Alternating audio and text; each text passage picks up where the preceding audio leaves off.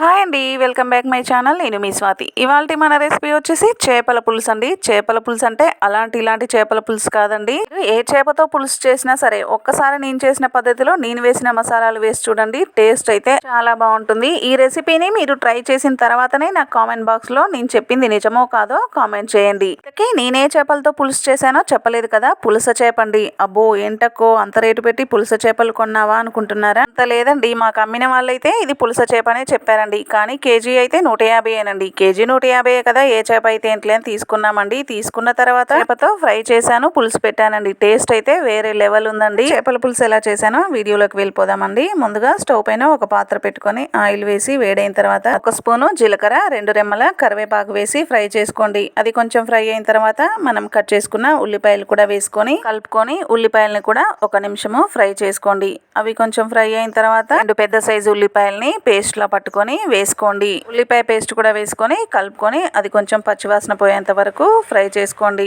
ఆ తర్వాత 1-2 టమాటాలు కూడా మిక్సీ చేసి వేసుకోండి. ఇలా ఉల్లిపాయల్ని టమాటాలని పేస్ట్ చేసి వేసుకోవడం వలన చేపల పులుసు అనేది చిక్కగా వస్తుంది. టేస్ట్ కూడా చాలా బాగుంటుందండి. టమాటా పేస్ట్ కూడా పచ్చివాసన పోయేంత వరకు ఫ్రై చేసుకున్న తర్వాత 1-2 టేబుల్ స్పూన్ల వరకు అల్లం వెల్లుల్లి పేస్ట్ వేసుకోండి. అలాగే 1 స్పూను పసుపు కూడా వేసుకొని అల్లం వెల్లుల్లి పేస్ట్ పచ్చివాసన పోయేంత వరకు ఫ్రై చేసుకోండి. ఆ తర్వాత మీ టేస్ట్ కు తగ్గట్టుగా కారం వేసుకోండి. పులుసులో కారం అయినా ఆయిల్ అయినా కొంచెం ఎక్కువనే పడుతుందండి. నేనైతే 3 టేబుల్ స్పూన్ల వరకు కారం వేసానండి. 2 స్పూన్ల ధనియాల పొడి, 2 స్పూన్ల ఉప్పు కూడా వేసుకొని కలుపుకొని మసాలాలోంచి నూనె పైకి తేలేంత వరకు ఉడకనివ్వండి. ఈ మధ్యలో కలుపుకుంటూ మసాలాలన్నీ పచ్చివాసన పోయేంత వరకు ఫ్రై చేసుకున్న తర్వాత తీసి పెట్టుకున్న చింతపండు రసం తగినన్ని నీళ్లు కూడా వేసుకోండి. పులుసుకి ఎప్పుడైనా కొంచెం పాత చింతపండు అయితేనే టేస్ట్ బాగుంటుందండి. మీకు మొత్తం పాత చింతపండు ఇష్టం లేకపోతే కొంచెం కొత్తది పాతది 2 కలిపి వేసుకోండి. చింతపండు పులుసు వేసిన తర్వాత పులుసు బాగా చిక్కగా అయ్యేంత వరకు మసలనివ్వండి. ఈ స్టేజిలోనే ఉప్పు కారం చెక్ చేసుకొని ఏమైనా ఉప్పు కారాలు తక్కువైతే వేసుకోండి. ఆ తర్వాత ముందుగా మనం శుభ్రం చేసి పెట్టుకున్న చేప ముక్కలన్నీ వేసుకోండి. చేపల పులుసు చేసే గిన్నె ఎప్పుడైనా కొంచెం వెడల్పుగా ఉండేలా చూసుకోండి. నేనైతే మట్టి గిన్నెలో చేశానండి. మీరు ఏ గిన్నెలో చేసినా అది కొంచెం వెడల్పుగా ఉండేలా చూసుకోండి. చేప ముక్కలన్నీ వేసిన తర్వాత ఒక 5 నిమిషాలు ఉడకనివ్వండి. ఆ తర్వాత ఒకసారి కలుపుకోండి. కలుపుకోవడం అంటే గరిటె పెట్టి అస్సలు కలపొద్దండి. చేప ముక్కలు సాఫ్ట్ గా ఉంటాయి కాబట్టి గరిటె పెట్టి కలిపితే చేప ముక్క అనేది విరిగిపోతుందండి. చేప ముక్కలు విరిగిపోతే కర్రీ చూడడానికి కూడా బాగుండదు. గరిటె పెట్టి అస్సలు కలపొద్దండి.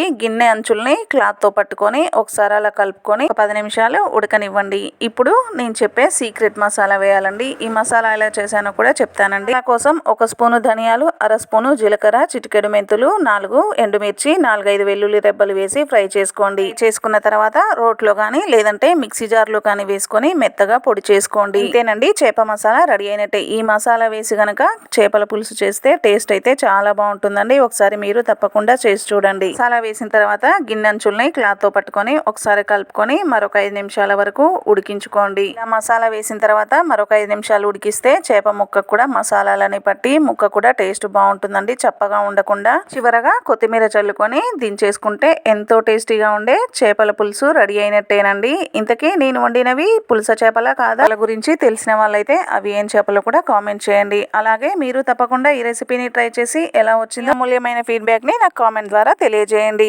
అలాగే నా వీడియో గనక మీకు నచ్చినట్టయితే లైక్ చేయండి, మీ ఫ్రెండ్స్ కి రిలేటివ్స్ కి షేర్ చేయండి. ఎన్నో మంచి రెసిపీస్ కోసం నా ఛానల్ గనక ఫస్ట్ టైం చూస్తున్నట్లయితే తప్పకుండా సబ్స్క్రైబ్ చేసుకోండి. సబ్స్క్రైబ్ చేసుకున్న తర్వాత బెల్ ఐకాన్ క్లిక్ చేయండి. బెల్ ఐకాన్ క్లిక్ చేయడం వల్ల నేను ఏ వీడియో పెట్టినా మీ ఫోన్ కి నోటిఫికేషన్ ద్వారా వస్తుందండి. ఫర్ వాచింగ్ అండి.